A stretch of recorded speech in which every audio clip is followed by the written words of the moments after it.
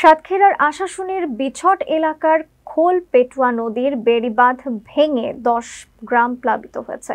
এতে প্রায় 4,000 বিঘা ফসলি জমি, মৎস্য ঘের ও হাঁস মুরগির খামার ক্ষতিগ্রস্ত হয়েছে। বানভাসী মানুষ আশ্রয় নিয়েছে পার্শ্ববর্তী পাউবো বাঁধে। MH টুটুলের প্রতিবেদনে থাকছে বিস্তারিত। স্থানীয় সূত্রে জানা গেছে, আনুলিয়া ইউনিয়নের বিছট প্রাথমিক বিদ্যালয়ের পাশে পাউবো বেড়িবাঁধে আগে থেকেই ফাটল দেখা দেয়। অবশেষে 31 মার্চ সকালে ঈদের দিন জোয়ারের চাপে বাঁধ ভেঙে লবণ পানি প্রবেশ করে।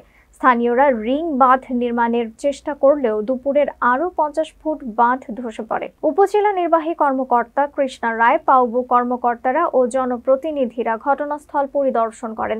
জেলা প্রশাসন মোস্তাক আহমেদ দ্রুত বাঁধ নির্মাণের নির্দেশ দিয়েছেন।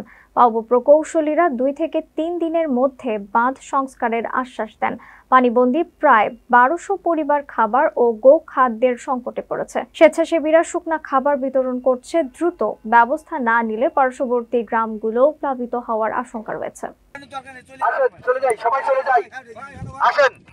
আমরা ঈদের জামাত সেরে বাড়িতে ফিরে আসি, ছেলে এসে বললো কি যে অবদা ভেঙে গেছে। আমরা তেমন গুরুত্ব দিইনি, মনে করলাম যে অনেক সময় ছুটি যায়, তাতে কোনো ফাটল ধরেছে, কিন্তু এভাবে যে একেবারে নিয়ে নদী গর্ভে ছুটি গেছে। প্রথমে কত ফিট ভেঙে গেল? আনুমানিক এরকম 200 ফুটের মতো। বাংলাদেশ জাতীয়তাবাদী দল আমি একজন কর্মী মোহাম্মদ খোরশেদ আলম। আমরা ইউনিয়নে বিছুটি গ্রামের অবদার বাঁধ ভেঙে প্লাবিত হয়ে কয়েকটা গ্রাম ভেসে গেছে। আমরা বলতে চাই, আমাদের দলের পক্ষ থেকে বাংলাদেশ জাতীয়